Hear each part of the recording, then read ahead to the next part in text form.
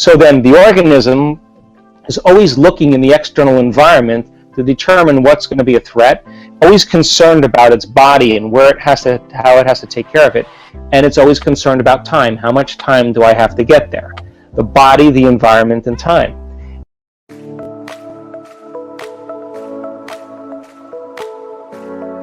Welcome to Good Vibes. We are dedicated to raise your vibration to make you inspired and make your day. Before we start, hit the subscribe button and the bell button next to it. As you see, most of you guys that enjoy our videos aren't subscribed, so subscribe and don't miss our new videos. Enjoy the video. Now, when you and I live by the hormones of stress, the very fact that we're releasing all these chemicals, by paying all of our attention on the external environment, we focus on objects and things, and we believe that the outer world is more real than the inner world, and this is where we start to feel separation. Now, why do we feel separation? Because the hormones of stress cause us to begin to really begin to understand or perceive reality as a materialist, defining reality with our senses. So the atom is 99.9999999% nothing. It's energy, it's emptiness, it's open space. It's 0.000000001% particle. And when we're living by the hormones of stress, we're focusing on the particle instead of on possibility. And this is where we get in trouble, because when we get to this point and we experience that level of separation, we always try to force and control outcomes in our life because we are matter trying to change matter. In other words, when we live by the hormones of stress, we feel more like matter and less like energy because we are fundamentally functioning as a particle instead of possibility. So then people then begin to use what they know in terms of the limited resources to get what they want. They compete, they manipulate, they lie, they cheat, they steal, they do what they can to try to get ahead in their life because for the most part they don't know that there's any other way to do it. They're functioning from a primitive nervous system. But when people begin to get beyond themselves, and we've studied the brains in the workshops that we've done, and you and I are absolutely at our best when we get beyond ourselves. The moment you become nobody, no one, no thing, nowhere, in no time, the moment you and I become pure consciousness, the moment we get beyond our identities, our bodies, our faces, our culture, our gender, our hairstyles, our wardrobes, we get beyond the things we own, the people we know, the places we lived, we get beyond our pain, our emotions, our habits. That's the moment no longer trying to predict the familiar future based on the memory of the past.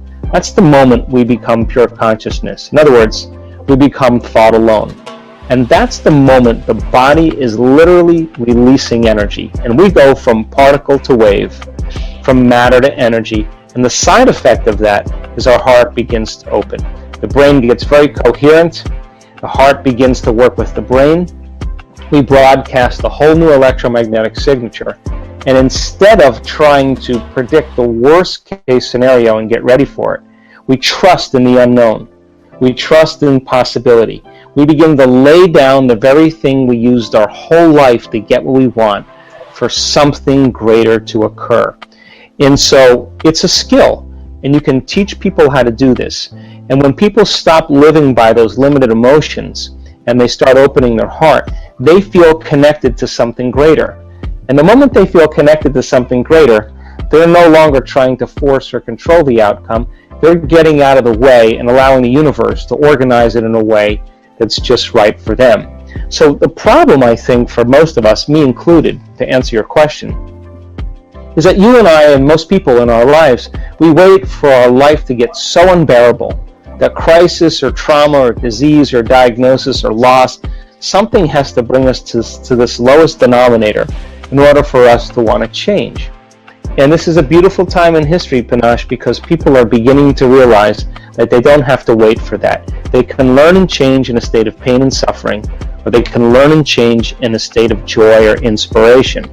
So, is there a connection between our authentic self and the soul, and how do we get there? Well, I think for most of us then, we begin to, we're young and we have a lot of confusing things that happen to us in our life. And when we're young, most of our attention is on our inner world. And as we begin to grow up and we meet friends and we move to different places and we own different things, we become very consumed with the external environment. And we begin to create an identity by the people we know and the places we go and the things we do. And all of our attention goes to the external environment, and we don't want to pay a lot of attention to our inner world. So that works probably for the first 35 or 40 years of our life. And then after you experience everything that life has to offer, all of a sudden nothing's making that feeling go away. And this is the moment the soul begins to wake us up and say, pay attention, because nothing is making that feeling change. So in other words, when you can predict the feeling of everything that's going on in your life, and nothing new is happening, all of a sudden you're left with those feelings from very early on, whether it's emptiness or unworthiness or insecurity. And so then this is where people all of a sudden have to make a choice. Some people, they buy the sports car, they buy the new boat, they join a new social club, they meet new people, they have affairs, they go on vacation to a new place, they buy new things. But when the novelty of all of those events wear off, here comes that feeling again. And so then other people, they begin to look at those emotions and they don't want to keep that facade going on any longer. In other words, this is how we appear to the world.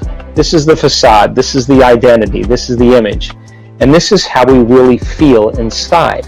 Now, this person is identifying, creating an identity with the external world so that nobody knows how they really feel inside. Now, everybody's doing the same exact thing. So God forbid anybody finds out that we're insecure or feeling empty. So you have to keep this facade going on with your identity in the environment and your body and the way you look and how busy you are, so that you don't have to look at this. Now, some people begin to look at this feeling, and this is the midlife crisis. This is where they say, I don't love you, I don't know why I'm doing this, I don't like those people, I don't want to keep this going any longer anymore. And they begin to pay attention to this feeling. Now, there's not a lot of structure in our Western world to do that. So the moment people begin to lose their mind and they begin to tell the truth about who they are, they begin to break their emotional bonds with everybody in their life. That's when they go to the doctor and get Prozac, and there they go, they return right back to that person. But this gap between how we appear to the world and who we really are inside is based on the amount of emotions that we've memorized from past experiences. Now, when we begin, there's pain there, there's sadness there, there's unworthiness there, there's insecurity there, and we're not looking for the external environment to make this feeling go away. In other words, we start looking at how we think when we feel this way, how we act when we feel this way, and we begin to move through those emotions, and we begin to overcome them. Every time we overcome an emotion, we liberate energy, and we begin to close the gap between how we appear to the world and who we are inside, until how we appear is who we are. We've liberated all this energy. That's the moment we call transparency, and that's the moment where the person is truly happy, no longer needing anything outside of them to make them happy, but the true happiness is coming from within them. In other words, so many people confuse pleasure and happiness. And pleasure is the accumulation of things to feel good, and happiness is coming from within. So that intelligence that's giving us life right now, that's digesting our food and organizing trillions of functions in one cell every single second and organizing DNA, that self-organizing intelligence is looking for a crack to leak out. And when it begins to leak out, it begins to consume us. And that's the moment we become like it. We become more loving. It's a loving intelligence. We become more mindful. It's a great mind. We become more willful. It's got an amazing will.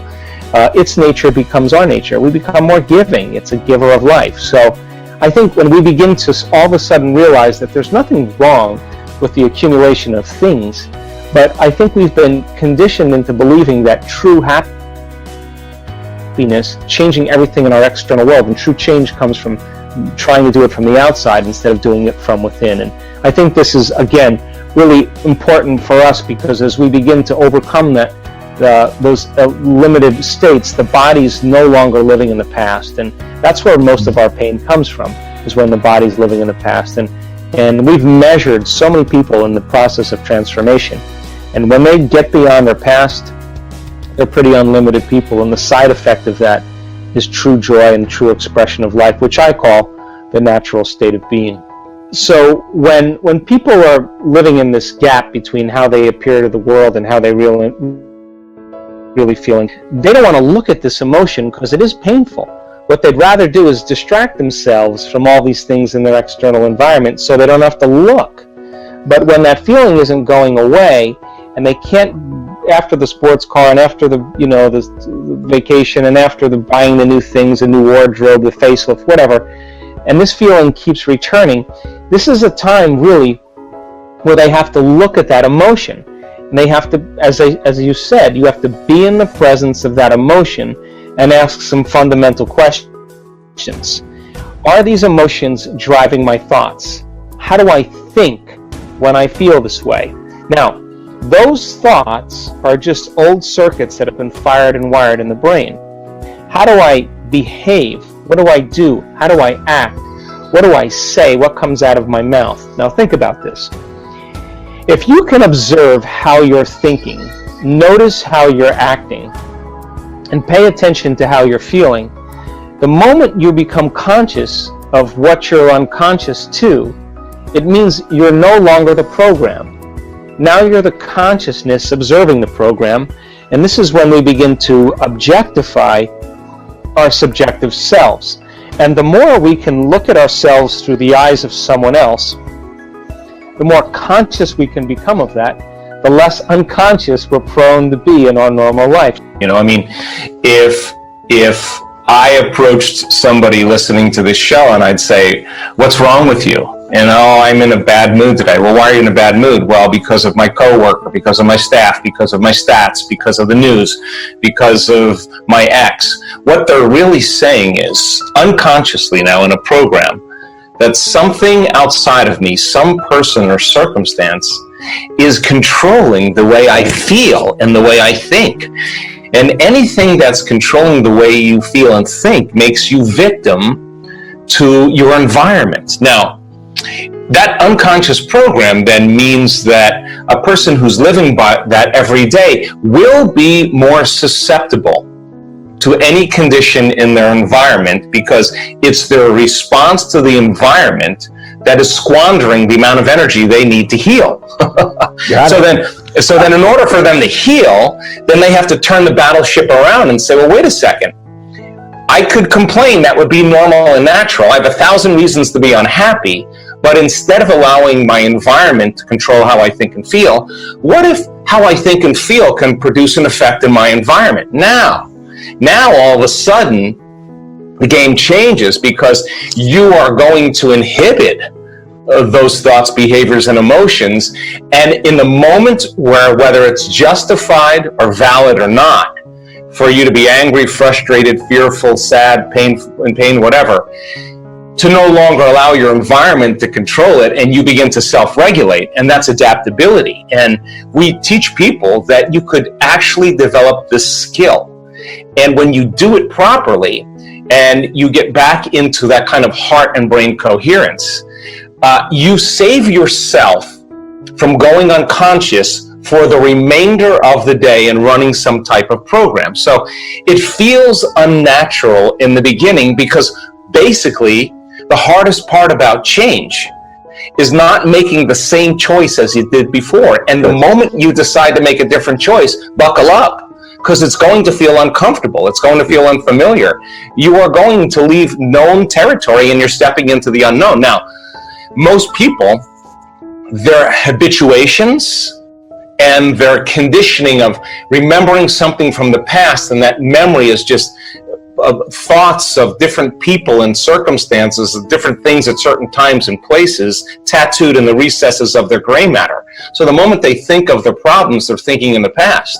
But every one of those past experiences has an emotion associated with it. So they start off in the morning thinking about their problems, and the moment they feel unhappy, now their body's in the past, because thoughts are the language of the brain and feelings are the language of the body. And it's that feeling then that drives their thoughts, that produces more of the feeling, and their state of being is literally in the past. So the moment you decide to make a different choice, you're stepping out of known territory, because that conditioning process is conditioning the body to subconsciously become the mind of that emotion, and now the body's literally in the past. So when you step out into the unknown, and now game is on, because you're going to hear the voices and you're going to hear the chatter and you're going to hear the sub-vocalizations for one reason, because the body emotionally is trying to convince you to think consistent with that emotion. So you make the same choice, you demonstrate the same behavior, you create the same experience to reaffirm that same emotion. Then people say, well, this feels right. No, that feels familiar. So going from the old self to the new self, there is a neurological, biological, chemical, hormonal, genetic death of the old self. And crossing that river of change from the old self to the new self is what we admire about great people, whether it's Michael Jordan or William Wallace or Mahatma Gandhi or Didi Palmer. I mean, they just took a chance in possibility. Some people would rather cling to suffering and to unhappiness than to take a chance in the unknown. So then stress then becomes the one thing that people rely on in their outer environment for an arousal. And the arousal of fear, the arousal of aggression, the arousal of anger, the arousal of pain is really taking the body's energy and mobilizing it for some threat in the outer environment, real or imagined. Well, short term, no problem there. But if you turn on the stress response and you can't turn it off, now you're headed for disease. Right. Because no organism can live in emergency mode for that extended period of time. So what's the side effect? From a neurological standpoint, you are going to see a lot of incoherence in the thinking neocortex. In fact, the arousal causes a person to try to predict the future based on the past. So now they're overly analytical. And our research shows when you get overly analytical, 100% of the time, you're going to make your brain worse, without a doubt. Wow. You're going to drive it further into those elevated high beta states. Same thing happens. You're sitting in traffic and you're frustrated, you're impatient, you can't run, you can't fight, you can't hide. So in a sense, biologically, you're stepping on the gas and the brake. But what happens to the heart during the sympathetic response? It's beating, but now you're not using that energy. So then the arteries of the heart constrict, and now you're pushing against the closed system, and the heart becomes incoherent, and energy literally leaves the brain and heart. And now, in a sense, the hormones of stress draw from our field of energy and turn it into chemistry. We become more matter, less energy, more particle, less wave, and now we feel separate from everyone and everything, because those chemicals heighten the senses to narrow our focus on everything material. We become materialists. So then there's no time to dream in survival. Why would you dream? It's not a time to dream. It's not a time to create. So people spend 70+% of their time living in this aroused state. And so they don't believe in a new future, because if they can't see it, smell it, taste it, hear it, feel it, it doesn't exist. So then suppressed neocortical function, consciousness drops right out of the thinking neocortex. And the act of slowing down your brain waves all of a sudden causes different compartments of your brain that were incoherent, because the hormones of stress are saying, what about this, what about that, what about this person, what about that appointment?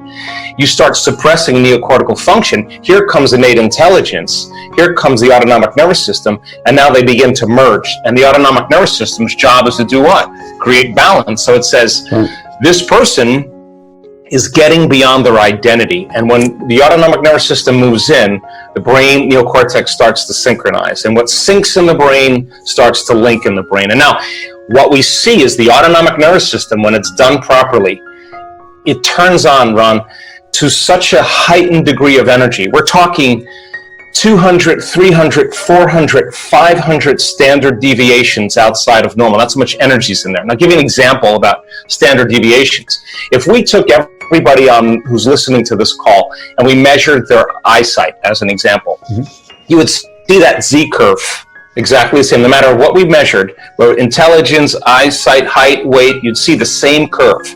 And that big part of the curve, if you draw a line right down the middle, that's normal. That makes up about 68% of the population. A little better eyesight, a little worse eyesight, but it's kind of normal. Then the curve drops down and you have about 12% here, 12% here, a little better eyesight, a little worse eyesight. Then it gets down to the bottom.